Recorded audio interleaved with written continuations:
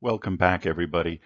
We'd like to start today our new chapter on the solar system, and this is something I think you'll find very interesting. We're going to learn a lot of different aspects of the solar system, some things probably you didn't know.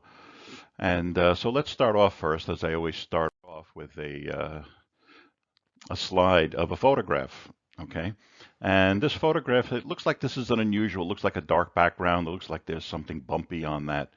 Okay, it looks like maybe, is that a peanut or something like that?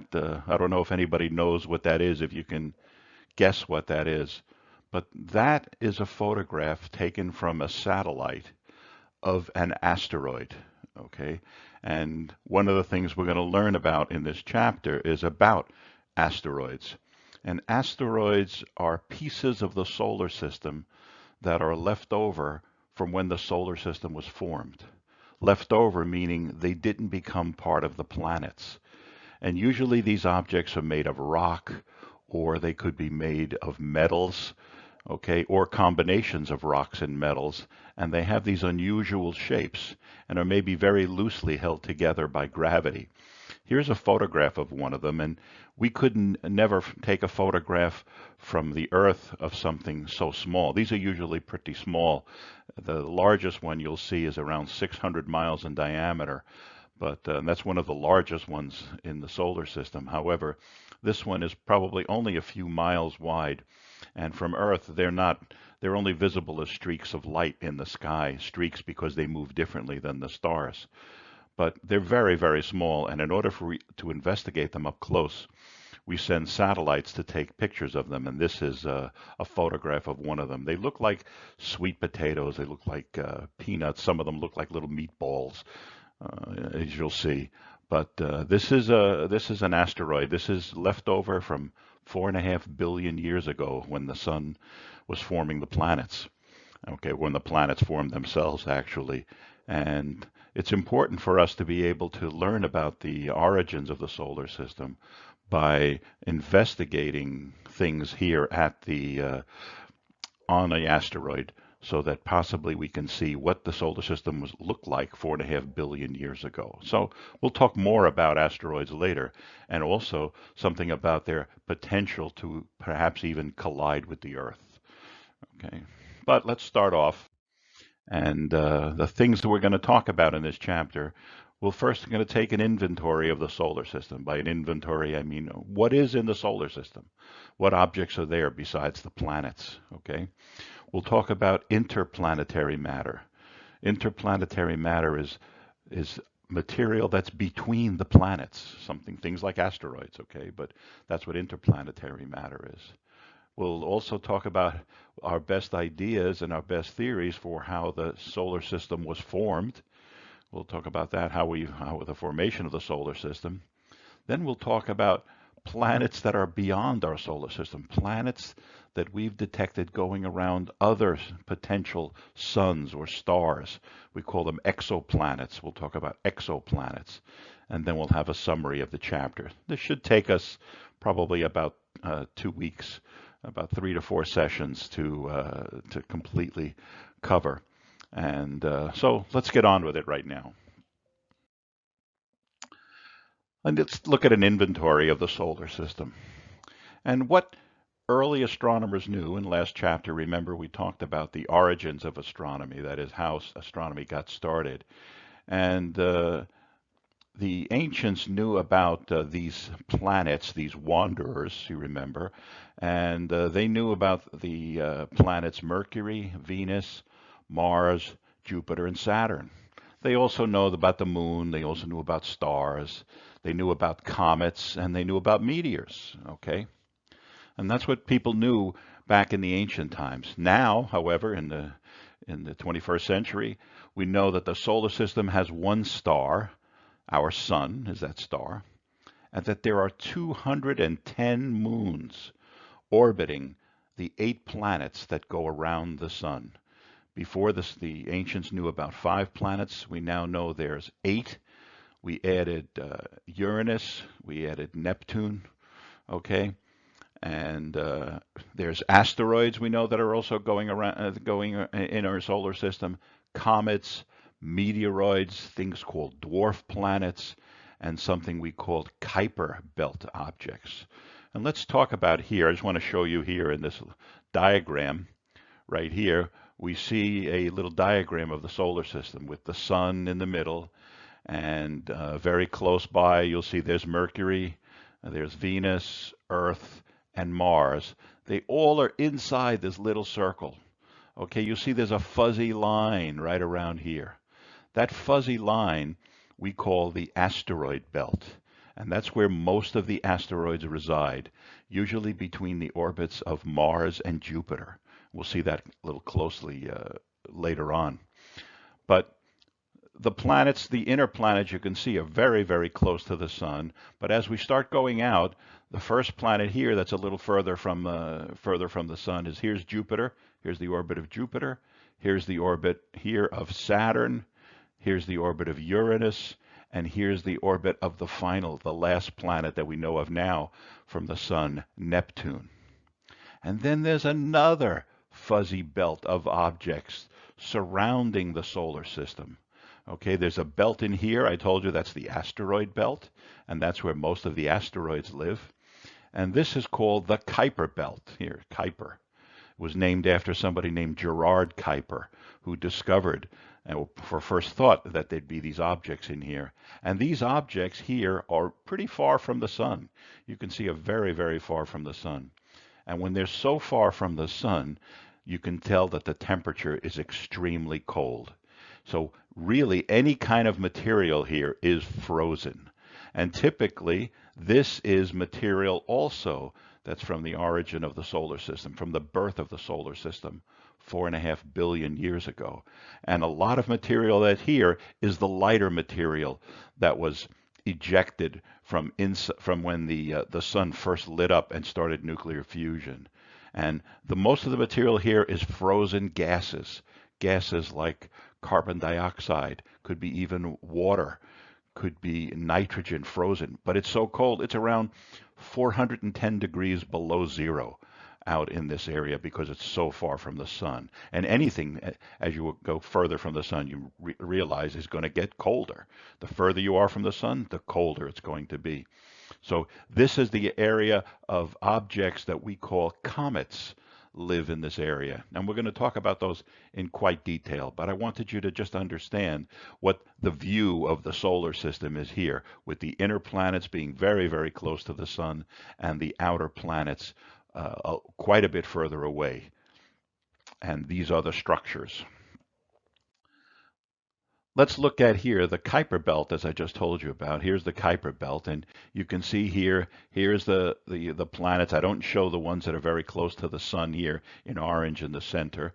And here's Uranus, and here's Neptune, the outermost planet. Neptune is at a distance from the sun of 30 astronomical units, 30 times the Earth-Sun distance time. Okay, 30 times, sorry, the distance that the Earth is from the sun. So it's at 30 astronomical units. And typically from around the orbit of Neptune at 30 AU to around 55 AU is this material of this combination of frozen ice here that's called the Kuiper belt. Okay, and it contains hundreds of thousands of icy bodies that range in size from very small chunks of ice to even dwarf planets that are larger than 100 kilometers. In fact, we're going to see that some of these other ones are some of the objects in here can be extremely large. Okay, in terms of kilometers, nowhere near the size of a planet. But that's what the Kuiper belt is. This is a belt of material that surrounds the outside of the solar system and is extremely cold. Okay, next.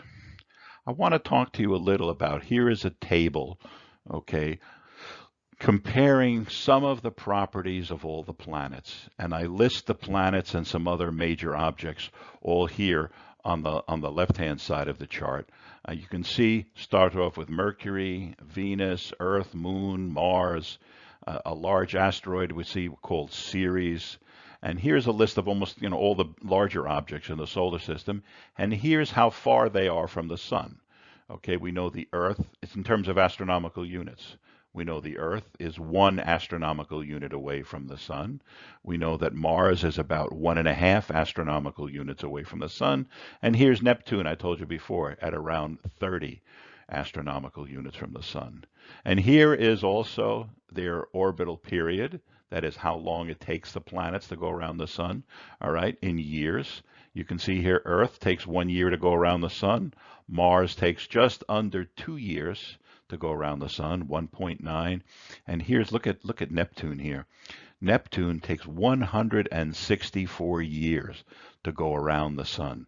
And so essentially 1 year on Neptune is 164 Earth years. Okay, so this is the relationship between the distance a planet is from the sun and the orbital period. Remember, is Kepler's third law, that p squared is a cubed. All right. But also what I listed here is I want to talk about today, I want to talk about the masses of the planets. And I'm going to compare the mass of each of these objects and each of these planets to the mass of the Earth. And if you look here, in this little green highlighted box, I have the mass of all the planets that are close to the sun. The mass here is Mercury with a mass of 0.05, which is essentially 5.5% of the Earth's mass. Venus here's Venus. It has a mass of about 82% of the Earth's mass. The Earth's mass, of course, is 1 because I'm comparing everything to the mass of the Earth. The Moon is around 1.2% the mass of the Earth. Mars is around 0.11, around 11% of the mass of the Earth. So what you can see is the tendency, I group these objects in the green box to show that the mass of these inner planets, what I'm calling the inner planets, Mercury, Venus, Earth, and Mars, is relatively low compared to the Earth. The Earth is 1. In fact, it's probably the most massive of all the inner planets, and all the other ones are quite a bit lower. Let me compare that for a moment to the outer planets, okay, the gas giants. Jupiter, here's Jupiter right here. Jupiter's mass is 318 times the mass of the Earth. Saturn's mass, all right, 95 times the mass of the Earth. Uranus, 15 times the mass of the Earth. Neptune, 17 times the mass of the Earth. So you'll notice that here, the outer planets, they're in a little group by themselves. In fact, that their mass is so much larger than the mass of the inner planets. The inner planets all have mass less than the mass of the Earth, less than 1. And you can see here, these are quite a bit more than 1. So we have two distinct categories of planets. We have the inner, less massive planets, and the outer, very massive planets. Let's also look like here, and here's another column here that I'm talking about, the average density. Okay, and density is a term that I want you to understand. And density is a term meaning how much mass is contained within a certain volume. Okay, density equals mass divided by volume, mass per unit volume. That's what density is. What do I mean by that? Well, let's think of density in terms of this. The definition I told you is mass per unit volume. So let's think of a volume of material. And the volume that I'm going to select for a moment is a cup. Let me take a cupful. And I want to take a cupful of two different materials to show you how the density is different. Let's say if I had a cup of steel, let's say I had some steel that was powdered, very small, splintered up, and I piled all that in, and I filled one cup right to the brim of steel. And then I took another cup, let's say, and filled that cup with, let's say, something like marshmallows, let's say. I put marshmallows in it. So if I want to compare a cupful of steel to a cupful of marshmallows, I want to compare the densities of those two. I'm looking at the same volume. 1 cup of steel, 1 cup of marshmallows. Which one do you think would have the higher density? obviously the steel would have higher density than the marshmallows. Okay, so therefore we say that density, okay, of the steel, steel's density is much greater than the density of marshmallows. That's what we mean by density. If I have the same volume of material, okay, I look at which one is more dense. It's which one more has more weight, if you will, in that same amount of volume. So mass per unit volume is density. And I want to look at now, let's look at the density of the planets and specifically again, we're going to see we have two distinct categories of density. If I look at the inner planets, okay, and I compare them to the density of the Earth is mostly made of rock, whatever, and the Earth's density in units is around here, 5,500 kilograms per cubic meter. All right, or let me just say the unit of Earth density is 1. I want to compare everything to the density of the Earth. If I look at the density of the inner planet Mercury, Mercury has 98% of the density of the Earth. Essentially, Mercury and the Earth are almost made out of the same stuff, if you will, and have about the same density. Venus also. Look at Venus also right here. Venus has around 95% of the density of the Earth. Mars, okay, or the moon, I'm sorry, has around 60% of the density of the Earth, and the planet Mars around 71% of the density of the Earth. Again, the trend is here. The density here is very close to 1 and just a little less. I want to compare that now to the density of the outer planets.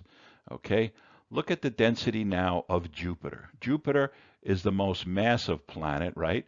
At a mass of 318 times the mass of the Earth. But look at this. Its density is only 24% of the Earth. Saturn's density is 13% of the Earth. Uranus is 24%, Neptune 29%. Notice that it's not as distinct as the difference between these two categories of mass, but you can see here, these categories in the green of the inner planets are very close to the density of the Earth, and these are almost 1/4 and sometimes even less than the density of Earth. And the question is here, well, if these planets are so massive, why are their densities so low? Okay, and one of the things you have to think about is the fact that, remember, density is a term for mass per unit volume.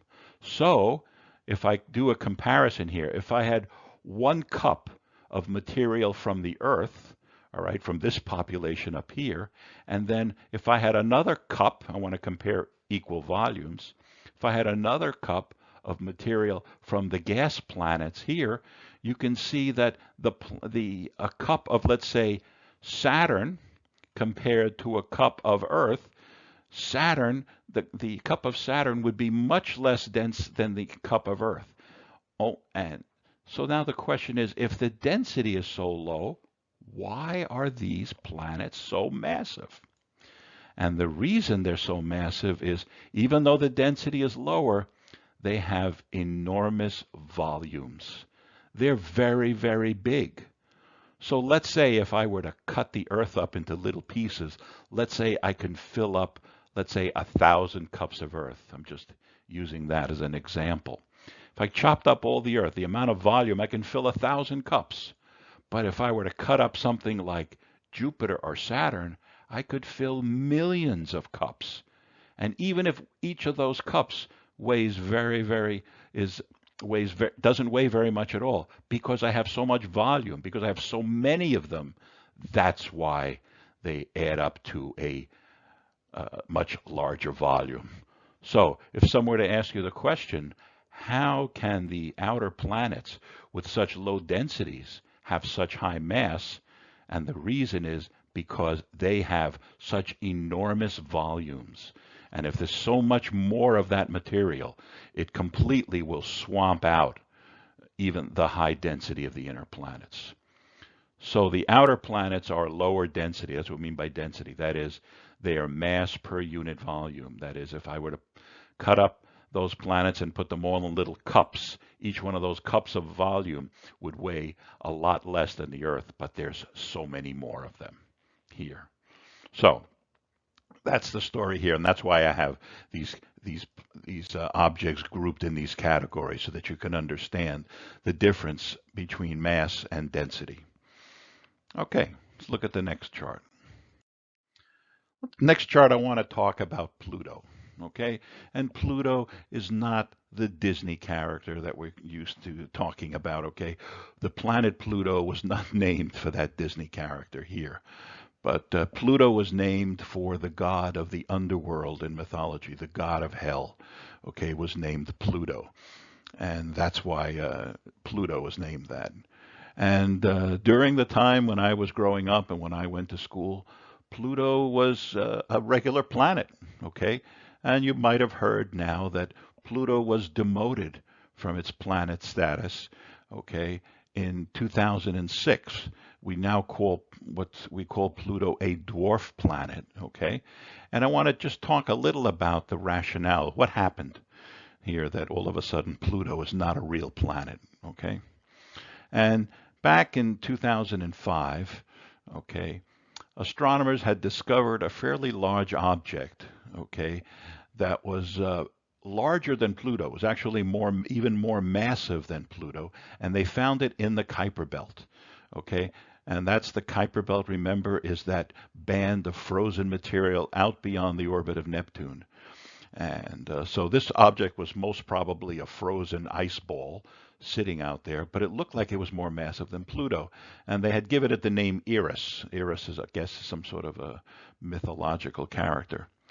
Now, the question was, well, is Eris then, did we just find a 10th planet?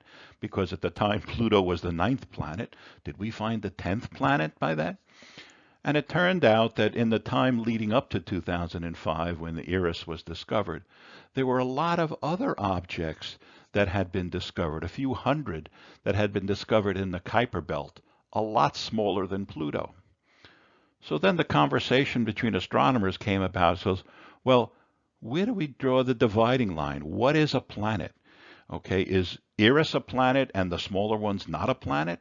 What should be the definition of a planet? And astronomers met. They have every few years they have a convention, if you will, where they get together, and it's called here the IAU, the International Astronomical Union. Okay, and they meet every few years to talk about new discoveries and to set rules and bounds for astronomy. And they developed a definition of a planet. They wanted to figure out, well, all these objects that we're now discovering, because we have these new telescopes, and these new telescopes are finding a lot other objects that we didn't see before. Now we're seeing these, so where are we going to draw the line? Well, they came up with this new definition, and this new definition of a planet has three parts. Okay, the first part of the definition, it needs that if an object is a planet, it needs to be in orbit around the sun. Okay, and we know Pluto met that criterion, so I put a little check mark here next to Pluto, thinking that, yeah, it met that criterion, its orbit around the sun. But then the second part of the definition says that in order to be a planet, it needs to have enough gravity to pull itself into a spherical shape. Okay, we know that if an object is large enough, okay, the gravity will compress everything equally and form a nice spherical shape. Unlike like an asteroid has a shape like a peanut, right, or something like that, as we saw from the first slide in the chapter. So, but Pluto, as far as we can tell from observations from the Earth, and Pluto was very far away. It was around 40 astronomical units away. We really couldn't tell too much about it, but observations with the Hubble Space Telescope showed that it was a spherical object, so it also met the second part of definition. So Pluto's almost remaining a planet compared now to the first parts of the definition. But here's the kicker. Here's the one which Pluto does not meet.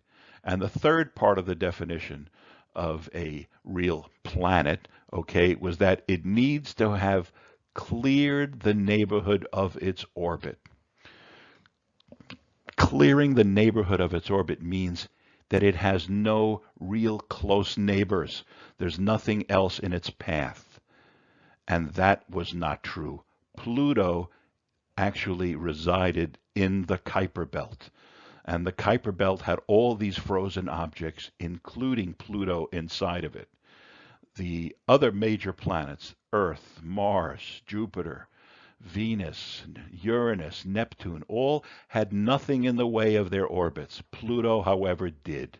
So Pluto did not meet this third criterion of clearing the neighborhood of its orbit, and therefore it does not meet the definition of a planet, but it was put into a new category which we call dwarf planet.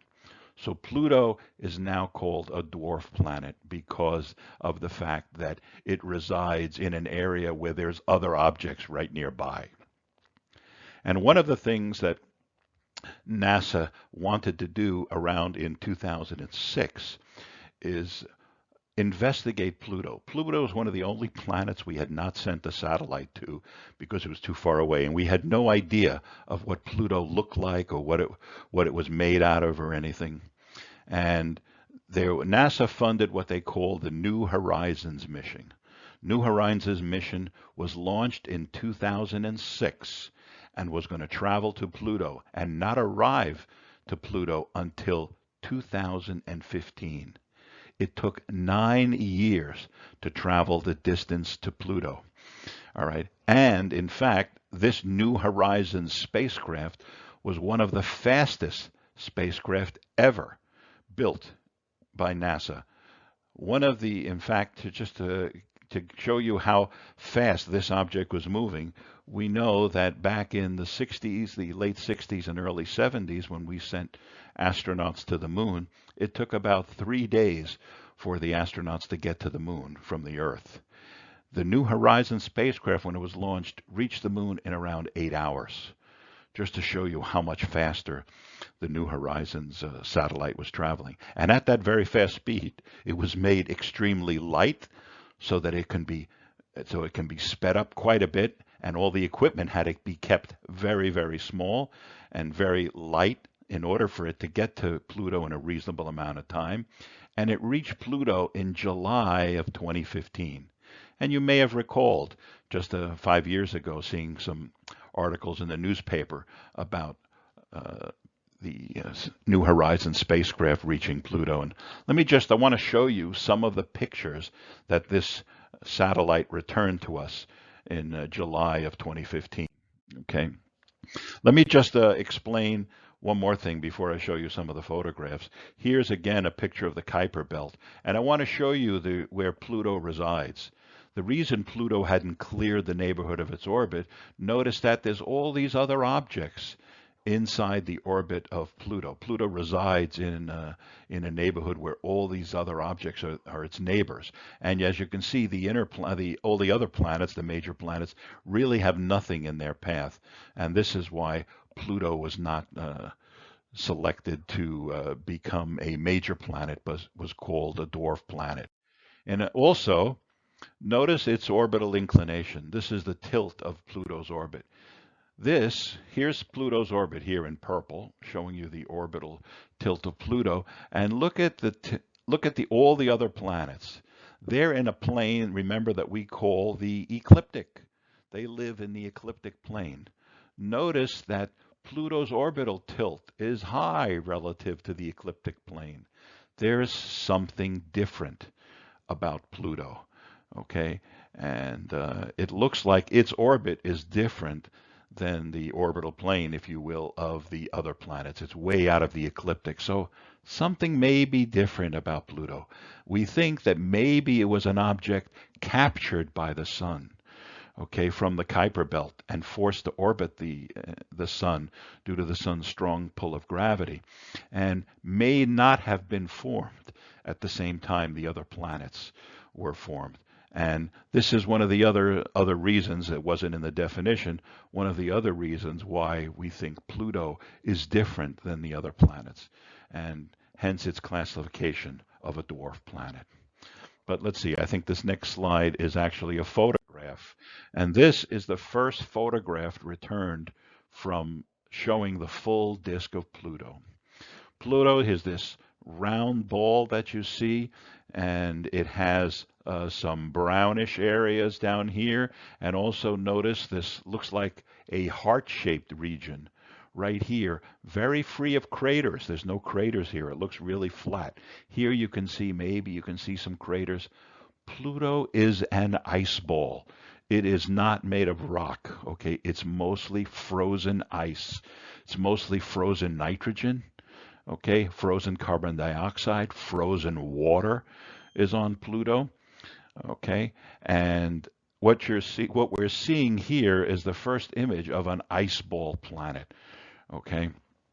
In fact, one of my friends, when he first saw this picture, he said, gee, it reminded him of the character, the Disney character, Pluto. And if you look right here, what he did is actually he drew these little eyes and ears on it and said, oh, wow, look at that.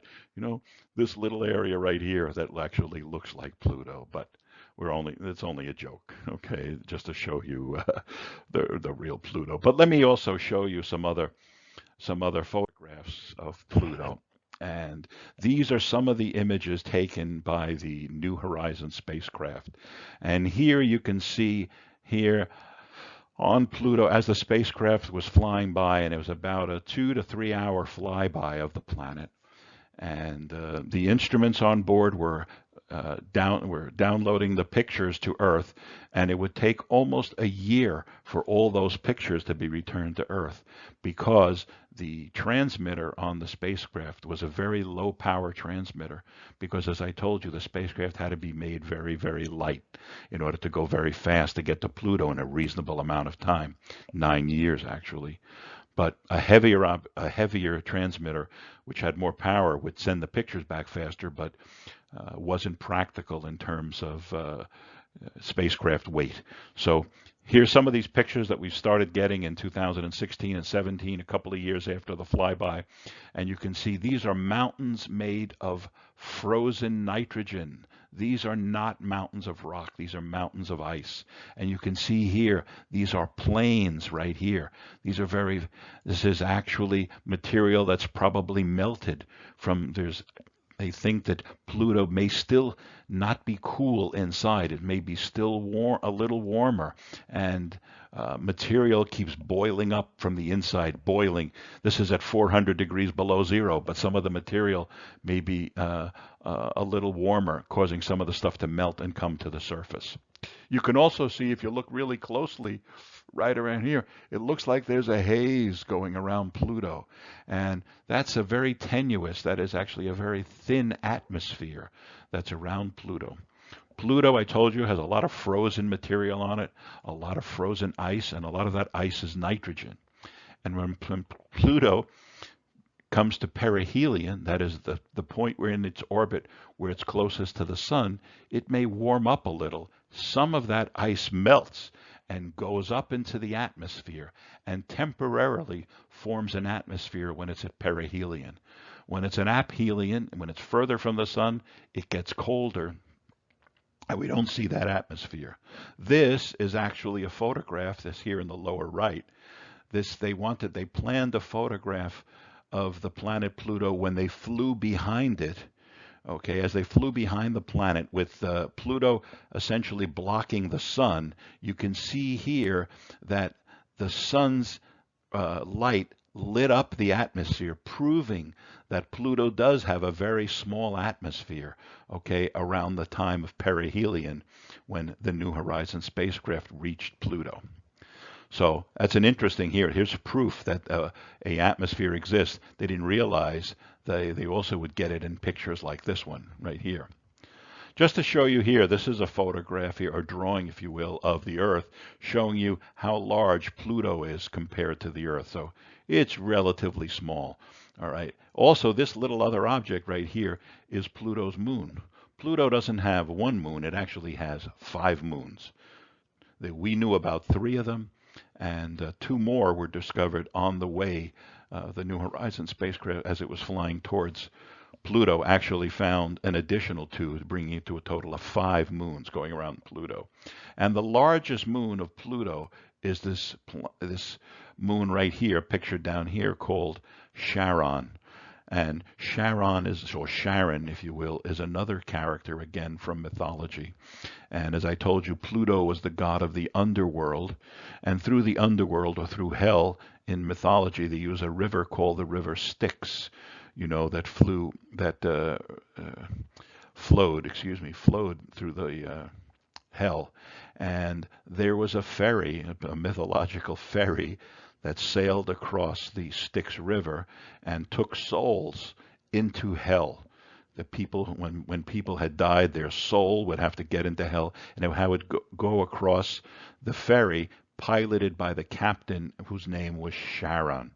Charon was the captain, if you will, of the ferry that was on the river Styx, and that's why Pluto's moon got the name Charon.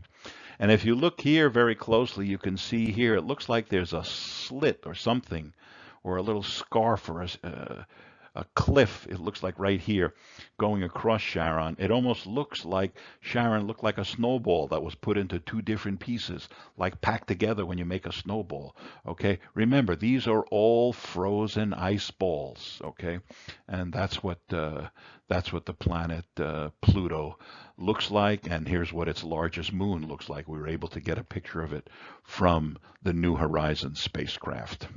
Okay, let's go on for a moment. After the flyby of Pluto, okay, there was still some fuel remaining on the spacecraft, and scientists wanted to see, is there another object that's further than Pluto that they could possibly investigate while this spacecraft was flying through that area. So it took about a year or so for them to discover another object that was going to be very close to the path of where the satellite was going. And this object was originally called Ultima Thule. Ultima Thule really is a Norse, I believe, or Germanic word, meaning some of the furthest away. This would be one of the furthest objects that we could see in the solar system. It was a KBO. What's a KBO? Well, KBO is a Kuiper belt object. Okay, an object in the Kuiper belt. And 3 years, almost 4 years after the flyby of Pluto, the New Horizons spacecraft was directed towards this object called Ultima Thule, and it flew by on New Year's Eve of 2018, okay, and on New Year's Day, okay. And here's a photograph of this object. It looks like it's a binary object. It's made of two pieces that are stuck together, okay. And you can see here's a little animation of what astronomers think. It looks like two pancakes put together and are rotating like that. And this is the object. It's around 20 miles in diameter. It's not very small. And after investigating this object, the spacecraft is continuing to fly away further out of the solar system, and perhaps going to investigate other objects. Here, this object is now called Arrokoth.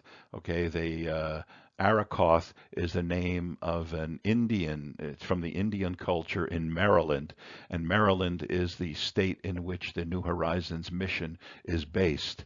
So they changed the name from what they first called as Ultima Thule now to Arrokoth, and where Arrokoth now, as I told you, is just some sort of an Indian name for an object. I don't know what it means or anything, but it's interesting that scientists are actually analyzing some of the data from here to understand. You can see there's a circular feature here. What is that circular feature? How do two pieces come together like this without smashing them apart? Perhaps they approached one another very, very slowly and stuck together along this neck area. All right, and so this is things that scientists are still analyzing of the data coming from the flyby of what's now called Arrokoth. All right, so that's so much about the New Horizons and about Pluto. I hope you understand something about that controversy. And that controversy is still not over. Okay, there's a lot of scientists that still think that Pluto should be still a major planet. So Who knows? The International Astronomical Union may meet again and decide the fate of Pluto later on to see should they be calling it a real planet or not. So the jury's still out on it. Okay, right now Pluto is a dwarf planet, and not we only say we have 8 planets. But as I told you before, when I was going to school, I had learned there were 9 planets. Pluto was that, but then we didn't know about the Kuiper Belt and all these objects that we would discover in the Kuiper Belt. So that's why it's changed, and who knows if I told you it may change again. So let's look at let's go to the next slide for a moment. Okay, and I want to give you a little video to watch here about. Hopefully it plays and you can see it on something we call Planet 9. Okay, astronomers that you're going to see here believe that they may have found evidence for another planet beyond Neptune. Okay, that will be a major planet. And right now, in lieu of having a name for it, they haven't discovered it yet, but what they'll talk about here in this video about this Planet 9. So let's just watch the video. So, interesting that scientists have think they have found that evidence for another planet. In fact, it's indirect evidence because we think it's due to we look at this curious orbit of these other Kuiper Belt objects. These are objects in the Kuiper Belt, okay, that are, notice they only have numbers according to the year they were discovered. Here's one in 2007, TG 422. Here's another object, 2010, GB 174. Here's one that actually has a name. Here's an object called Sedna. But all of these, they orbit all in this orientation relative to the sun. Something must be holding these things all in that orbit. And they think they can calculate that it must be a planet that has enough mass to hold them here. And that mass could be as much as 10 times the mass of the Earth. But because it's so far from the sun, this planet would probably be extremely cold and extremely dim. Okay, it almost reflects no sunlight, and it would be very, very difficult to find. That's why scientists are still looking for Planet 9 and have not found it yet. But you watch that in a few years, we're going to see the announcement that they have discovered another planet. And as I said, right now it's being called Planet 9. So stay tuned to hear more about that. Here's a photo, here's a little drawing just to show you here the size of all the planets. Here's Jupiter, the largest planet, Saturn, Uranus, Neptune. Here's Pluto, this little one right here. Here's Planet 9. You can see it would be pretty large. All right. So scientists can calculate where they think in the sky it should be. Okay, and what its mass is based on the influence to the other planets, but they still haven't visually seen it yet. And this is something that's going to be very exciting when hopefully when it happens in the next few years, and this planet is hopefully discovered. But as they said before, there's only a 1 in 15,000 chance that all the planets are clustered on this side of the sun. Okay, they think that has to be something else that's balancing it, and that is this Planet 9, we believe.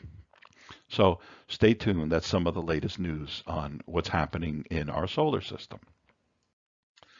Let's look at now, okay, how did we find out some of these properties of the outer planets? They're further away. We haven't physically gone to visit them. We haven't sent astronauts there, although we've sent satellites there. But we know the distance to these outer planets just from Kepler's laws. Kepler came up with a relationship, p squared is a cubed, and could explain to us how far away these objects were from the sun. We can observe their orbital period, as we can see how long it takes them to come back to the same point in the sky. So we can determine what their orbital period is.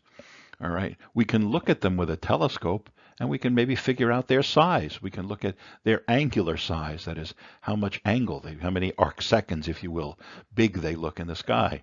And based on their distance from the sun, we can figure out how big they are. That's one of the things we can also figure out.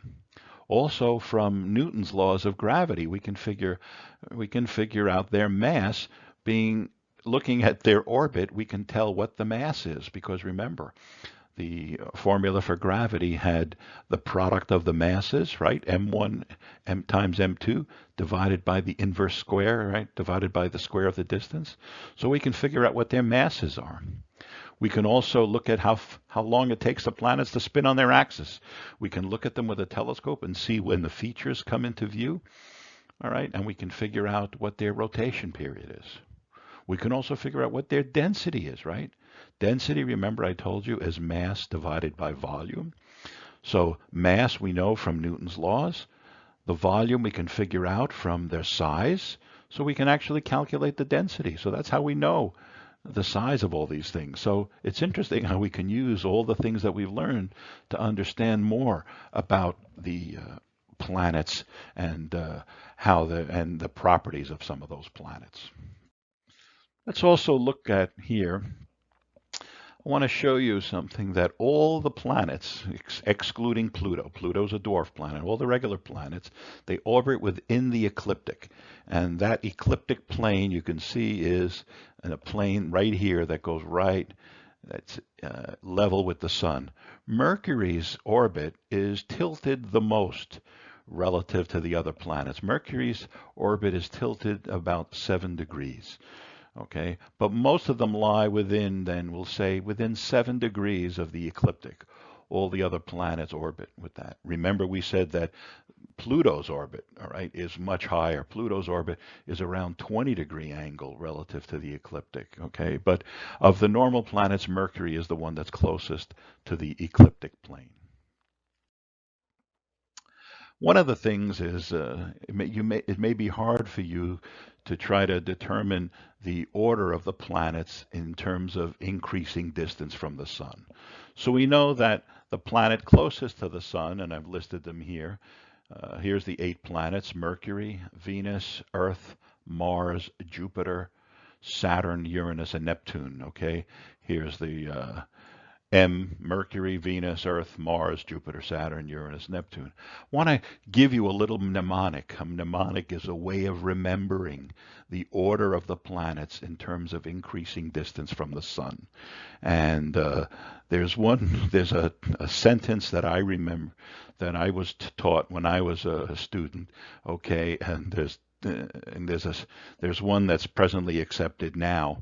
Okay, but here's the sentence. The sentence says here that my very eager mother just served us nachos. Okay, my very eager mother just served us nachos. The first letter of each one of the words in the sentence will help us remember the order of the planets in terms of increasing distance from the sun. All you have to really not get confused with is the fact that there's 2 M's, okay?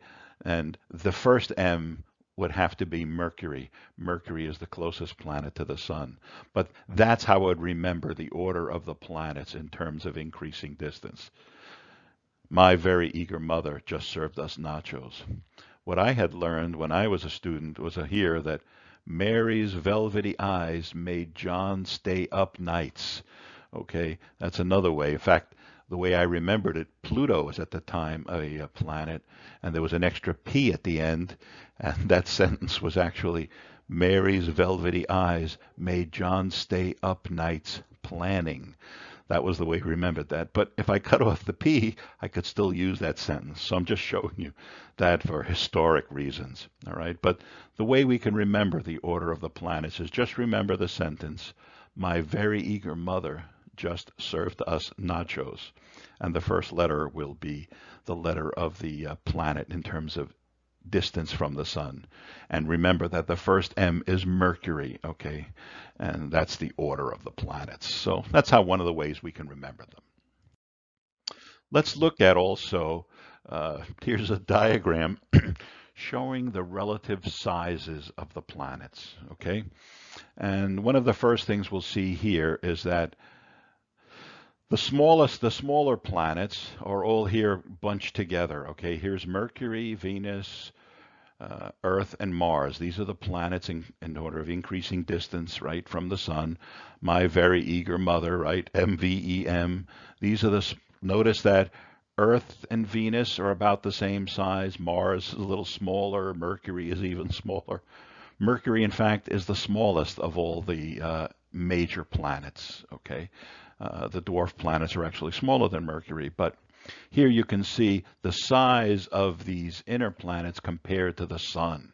And look at the sun here. You can see it's a huge ball.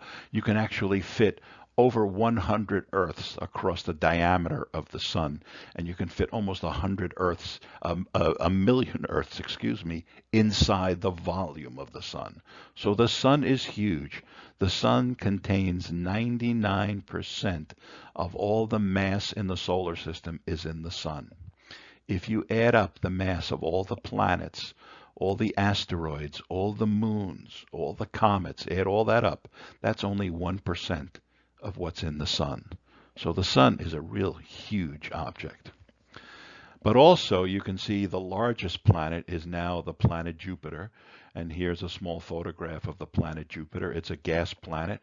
All these little features that you see on are gases that are mixed with one another and get different colors.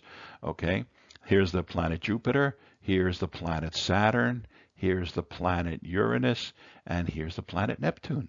You can see these are relatively large compared to the inner planets, okay? And notice also that here's also another photograph of Jupiter in the infrared. IR means infrared.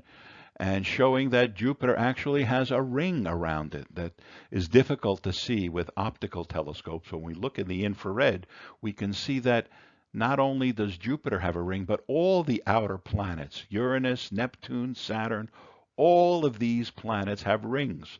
None of the inner planets have rings. So you're going to see that's one of the differences between the outer planets and the inner planets is the fact that all of them have rings. You can notice here, look at Uranus's ring.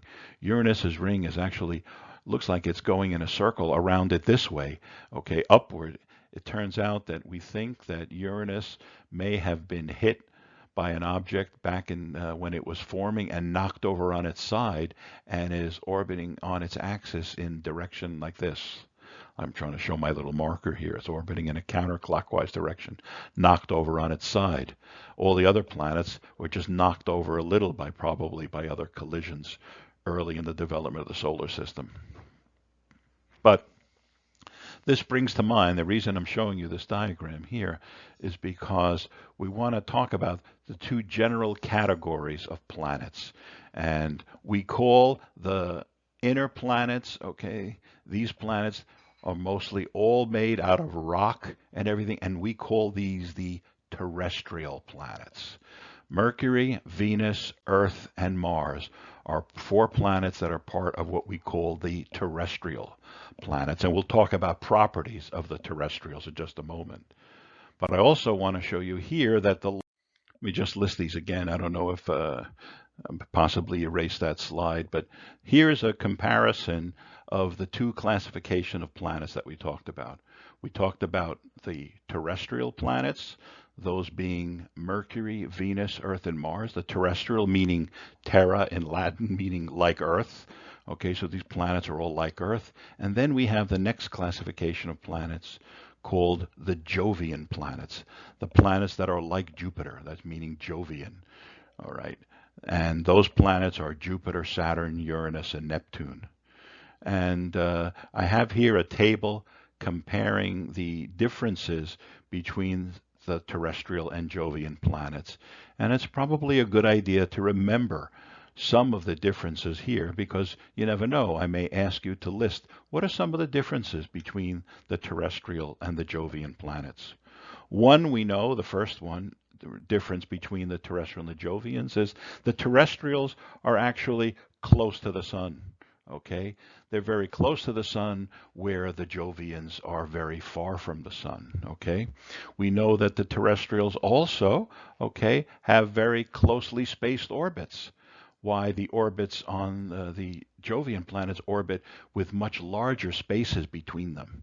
Okay. We also know that the terrestrial planets, the ones Mercury, Venus, Earth, and Mars, have very small masses. Okay. Remember, the Earth is one of the larger of the terrestrial planets, whereas the Jovian planets have much, much larger masses. If you remember, Jupiter has a mass of around 318 times the mass of the Earth. So in terms of masses, there's a big difference between the terrestrial and the Jovian. Also in terms of size, okay, the radii of the terrestrial planets, they're a lot smaller than the Jovian planets, Jupiter being the largest. We also know that the terrestrial planets are predominantly rocky. Okay, they're mostly made of rock, and we know the Jovian planets are mostly made of gas. All right. Also, the terrestrials have a solid surface. They have a solid surface we can walk on. You can walk on the surfaces of Mercury, Venus, Earth, or Mars if you can get to some of those planets. You can't walk on any of the Jovian planets. They're made of gas. They have no solid surface to walk on. And one of the things we learned also today is about the density. We know the density of the terrestrial planets is a lot higher than the density of the Jovian. Remember, density is mass per unit volume. Okay, how much stuff is in a certain volume? How much is a cupful? And I said a cupful of some of the terrestrial planets are much, much higher in density than the density of the gas or Jovian planets. Also, it turns out that the terrestrial planets rotate relatively slowly on their axes. We know the Earth takes about 24 hours to spin on its axis. The Jovian planets actually spin quite a bit faster. Jupiter and Saturn spin around every 8 hours. So 1 day on Jupiter or Saturn is a lot shorter than it is on the Earth. One of the things that's important we're going to learn about later on is the magnetic fields. And the terrestrial planets roughly have very weak magnetic fields, whereas the Jovian planets have very strong magnetic fields, and we'll talk about why that's important later on. We also notice that the terrestrial planets don't have any rings around them. There's no rings on the terrestrials, where all of the Jovians, Jupiter, Saturn, Uranus, Neptune, all have a series of rings. And those rings, what they are, is essentially pieces of material, mostly ice, that have been captured and surround the planet or being lit up by sunlight. That's typically what forms a ring. And finally, the last difference, major difference between the terrestrial and the Jovian planets is this matter of moons. Okay, there are very few moons going around the terrestrial planets. Mercury, Venus have no moons at all. The Earth has one moon, we call the moon, and Mars has actually two moons. They're two very small moons. They're called Deimos and Phobos, we're going to learn. They're very small. They look like captured asteroids. They're actually not even really very round, but there's two moons on Jupiter. However, the remainder, okay, there's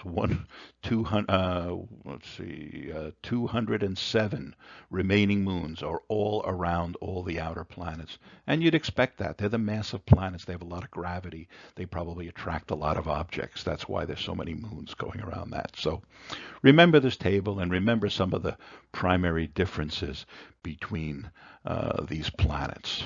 All right, go to the next slide for a moment. So there's also differences amongst the terrestrial planets, okay? Uh, Between the terrestrial planets themselves, we know that the atmosphere and the surface conditions are actually not very close. Mercury, for example, the inner planet, the closest to the sun, does not have any atmosphere at all. Venus, in fact, has a very, very dense atmosphere. We're going to talk about in the next lecture. I'm going to talk to you a little about some of those planets. Earth has an atmosphere. Mars has a very thin atmosphere. Okay, Earth and Mars, they rotate about the same. Earth takes 24 hours to spin on its axis. Mars takes 25 hours to spin on its axis. Venus is actually and Mercury are much, much slower. And in fact, Venus rotates in the opposite direction that all the other planets rotate in. And when something unusual like that happens, we think that there may have been something very violent early in Venus's history that made it rotate in the opposite direction. And we think it possibly was a collision very early when Venus was forming that made it rotate in the opposite direction. We also know inside the terrestrial region that the Earth and Mars have moons. Earth has one, Mars has two. Mercury and Venus don't have any moons. And Earth and Mercury have very weak magnetic fields, and I'm going to talk to you about why that's important. Venus and Mars don't have fields, and we'll discuss what some of the rationale is. But for now, this is where I want to stop right now, talking about the solar system, and hopefully you can see this lecture, and I'll post it online. It'll be available to you until the next lecture. This is the lecture for Tuesday, April 7th, and the April 9th lecture will be the next one. So I'll post this. I'm sorry. This is the lecture for Thursday, April 2nd. I'm sorry. This is the April 2nd lecture, and the April 7th lecture. This will be available until April 7th when I'll start the next one. All right. So stay safe, everybody. Talk to you later.